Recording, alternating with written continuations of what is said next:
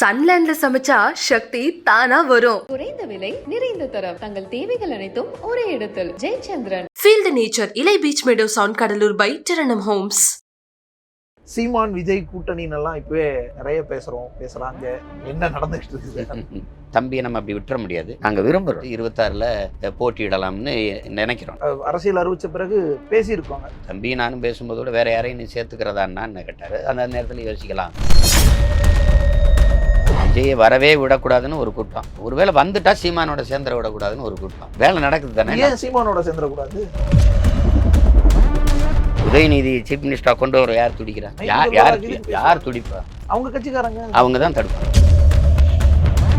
ஆனா கடுமையான எதிர்ப்புகள் வரும்ல சார். அப்ப இன்னும் வீடு பேருக்கு இருந்தா திரும்பி புரியல, ஏறி புரியல. ஏறி தான் போகணும். ஏறி போவோம். என்ன பர்சனலாம் விஜய இவங்க இதே கேவலமா இருக்கு. இதுதான் திராவிடம், இதுதான் பெரியார், இதுதான் பகுத்தறிவு, இதுதான் பெண்ணியம், இதுதான் முற்போக்கு. தனிப்பட்ட முறையில் பெண்களை இழிவா பேசுவது, என்னையெல்லாம் என் குடும்பத்தை எல்லாம் அவங்க பேசின பேச்சு இப்பதானே வர்றாரு, அது ஆரம்பிப்பாங்க.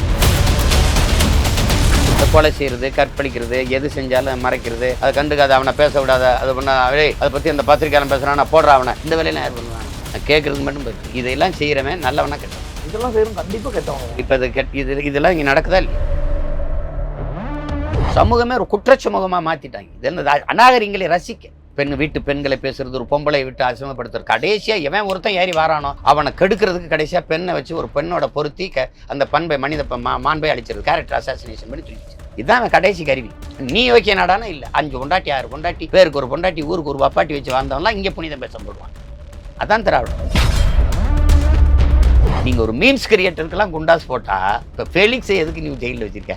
பேட்டி கொடுத்தவரே இருந்தா சரி விடு. இப்போ நானே உனக்கு பேட்டி கொடுத்தேன். இப்போ அண்ணன் சொல்கிறதுல குற்றம்னு எனக்கு தான், என்னையே தான் வழக்கு போடணுமே வெளியே. என் கருத்து தானே. நீ எதுக்கு ஒன்றே எதுக்கு போடணும்? ஃபோனை அணைக்காம அந்த வச்சுட்டான். இந்த ஃபோனில் பேசுனதை வச்சு நீ கண்டு விரட்டி போய் டெல்லியில் போய் கைது பண்ணி போயிட்டு வர. இவ்வளவு தேடுறில்ல. இந்த கள்ளக்குறிச்சியில் சாராயத்தோட கண்டுபிடிக்க முடியல உனக்கு என்ன? இதையெல்லாம் ஒரு ஆட்சி, இதுக்கு ஒரு இதில் பெருமிதம். நாங்கள் அப்படியே திராவிட மாடல், இதில் எங்களை வீழ்த்த முடியாது. 26 தேர்தலை இப்பயே பேச ஆரம்பிச்சிட்டாங்க. அதுல சீமான் விஜய் கூட்டணின்னெல்லாம் இப்பவே நிறைய பேசுறாங்க. என்ன நடந்துகிட்டு இருக்குது? அதுக்கு இன்னும் காலம் இருக்குல்ல. காலம் நிறைய இருக்கு. அதனால அதை நாங்கள் விரும்புகிறோம். நானும் என் தம்பியும் சேர்ந்து நிற்கணும்னு விருப்பம் இருக்குது. அது அப்புறம் அந்த நேரத்தில் முடிவெடுப்போம். இப்போ பிறந்தநாள் வாழ்த்து சொல்லியிருந்தீங்க. பாசத்திற்குரிய அண்ணன் எல்லாம் அவரும் நன்றி சொல்லியிருந்தாரு.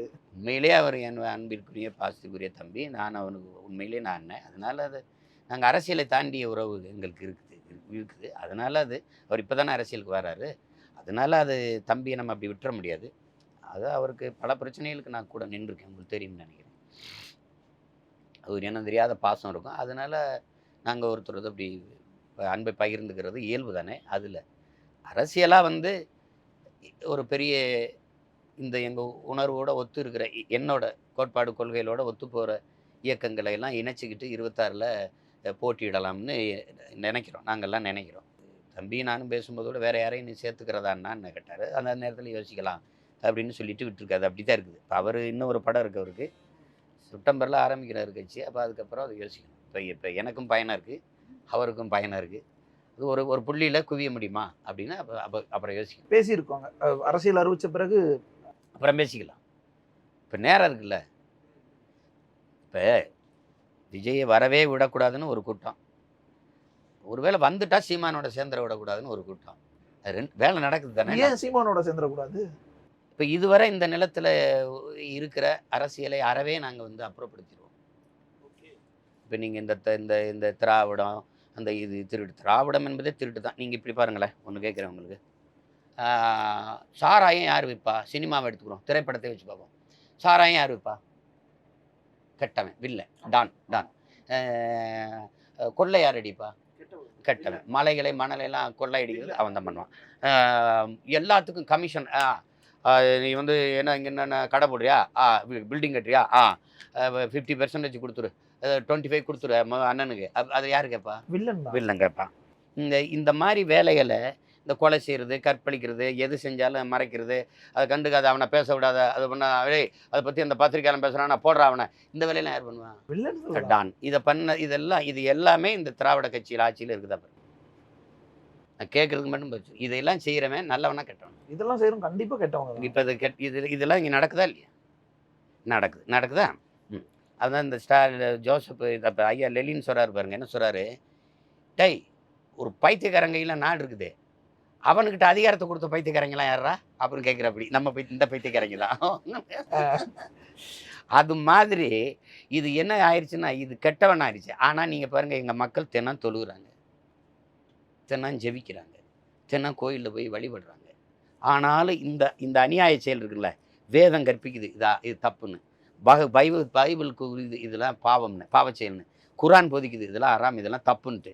ஆனாலும் என் மக்கள் எல்லாரும் திருப்பி போட்டு இந்த வில்லனுக்கே கை கொட்டிக்கிட்டு இருந்தா அப்போ நல்ல வெங்கிட்டு வருது. இதை ஒழிக்கணும். எப்பவுமே நீங்கள் ஒன்று பாருங்கள், இதை பாருங்கள், அண்ணன் சொல்கிறேன் பாருங்கள், குற்றங்களை எடுத்து கூறுவதும் உண்மையை உறக்க பேசுவதும் ஒரு நாட்டில் குற்றமாக கருதப்படுமையானால் அந்த நாட்டை குற்றவாளிகள் ஆட்சி செய்கிறார்கள் என்று பொருளுங்க. எட்வர்ட் ஸ்னோடன் என்ன சொல்கிறான் பாருங்க, குற்றங்களை எடுத்து அம்பலப்படுத்துவது. இதை பாருங்க, சாராயம் வித்து இப்படி கொண்டு விட்டான் பாருங்க அப்படின்னு அம்பலப்படுத்துவது, இதெல்லாம் தப்புங்க, அநியாயங்கன்னு உண்மையை ஆமாங்க அவர் பண்ணிட்டாருங்கன்னு உண்மையை பேசுவது, இதையெல்லாம் குற்றம் என்று ஒரு நாடு கருதுமையானால் அந்த நாட்டை குற்றவாளிகள் ஆட்சி செய்கிறார்கள் என்று பொருளுங்கிறான். இப்போ புரியுதா? இப்போ ஏதோ ஒன்று சொல்லிட்டாருன்னு வச்சுக்கோங்க. நீங்கள் ஒரு மீம்ஸ் கிரியேட்டருக்கெல்லாம் குண்டாஸ் போட்டால், இப்போ ஃபெலிக்ஸை எதுக்கு நீ ஜெயிலில் வச்சுருக்க? பேட்டி கொடுத்தவரே இருந்தேன், சரி விடு. இப்போ நானே உனக்கு பேட்டி கொடுத்தேன், இப்போ அண்ணன் சொல்கிறதுல குற்றம்னு எனக்கு தான், என்னையே தான் வழக்கு போடணுமே வெளியே. நீ என் கருத்து தானே, நீ எதுக்கு ஒன்றே எதுக்கு போடணும்? ஃபெலிக்ஸ் எதுக்கு போட்ட? அதுலேயும் நீ கவனிச்சுக்க விஜய், வெறுப்பாக இருக்க, டெல்லியில் இருக்கான் அவன் பைத்தியக்காரன், ஃபோனை அணைக்காமல் அந்த வச்சுட்டான்.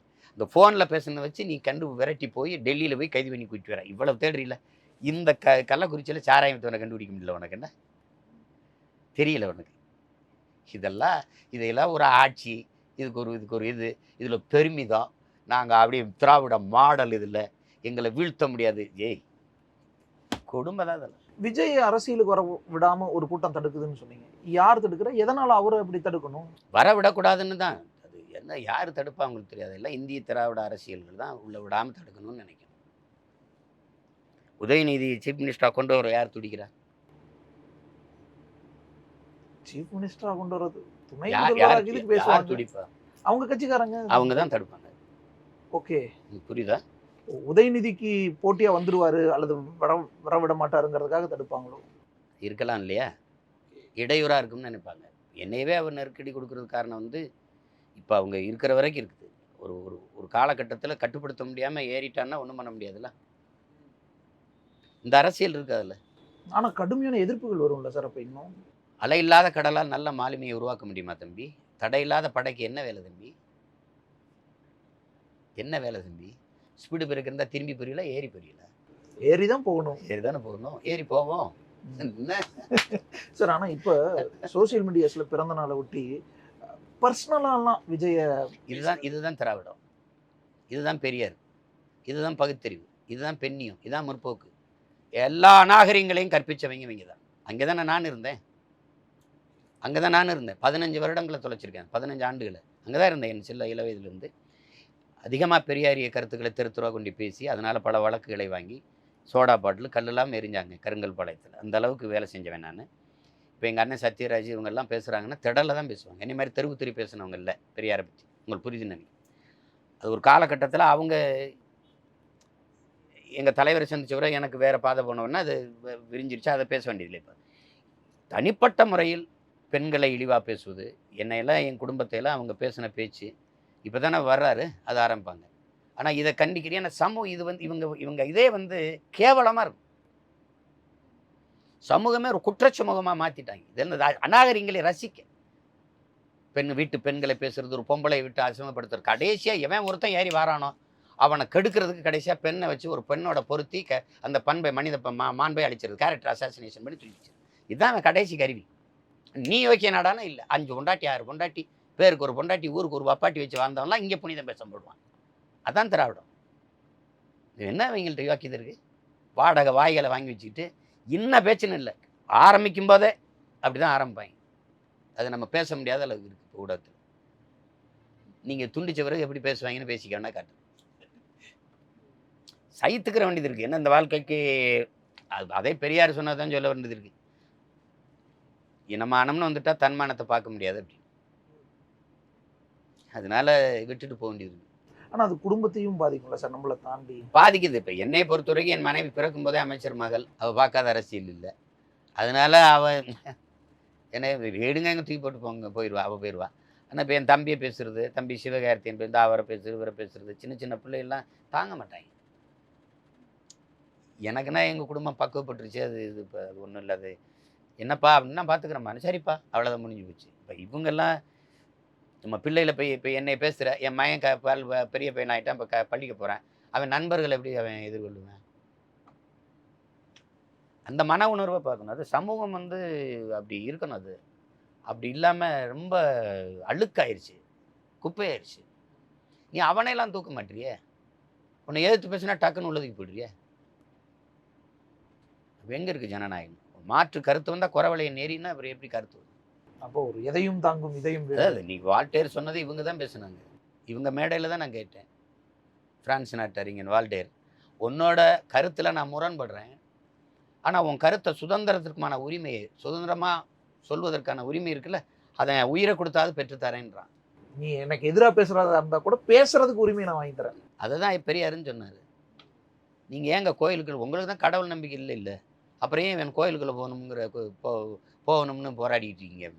கடவுள் இல்லைங்கிறது என்னுடைய உணர்வு. கோயிலுக்குள்ளே போய் வழிபடணுங்கிறது அவன் உரிமை. அவன் உரிமையை போராடி பெற்றுக் கொடுக்க வேண்டியது ஒவ்வொருத்தனுடைய கடமை. இந்த கோட்பாடை இவங்க படிச்சுக்காங்களே பாரு. பெரியாரை பேசுவாங்க, பெரியார் பேசுனதை பேசுவாங்களா? பெரியாரை பற்றி பேசுவாங்க இவங்கெல்லாம், பெரியார் பேசியதை பேசுவாங்களா? சாதியே பாருங்க, தான் உயர்ந்த சாதி என்று கருதி கொள்ளும் பெருமக்களே, உங்களுக்கு கீழே எவனும் தாழ்ந்தவில்லைன்னு கருதிட்டிங்கன்னா பிரச்சனை இல்லைன்றாரு. இது பெரியார். ஆனால் அம்பேத்கர், நான் யாருக்கும் அடிமை இல்லை, எனக்கு யாரும் அடிமை இல்லை. இதானே ஏற்கனவே ஒரு தத்துவம். மதம், உன் மதம் சிறந்தது வழிபடு, என் மதமும் சிறந்தது வழிவிடு, இப்படி கோட்பாடை தானே பேசணும். அதை விட்டு இப்படி எதையோ பிச்சுக்குது. நீதிபதி சந்துருவோட அறிக்கை ஒன்று கொடுத்துட்டாங்க, அதெல்லாம் கிழிச்சு போட்டு அது யார் கிழிப்பா? எதிர்க்கிறாங்க. யாரு கிளி? பாஜக. அப்ப அவங்க கிழிக்கிறதுல வியப்பண்ணு. இதே அவர் மூத்திரத்தை குடிக்கிறத நான் காட்டட்டா?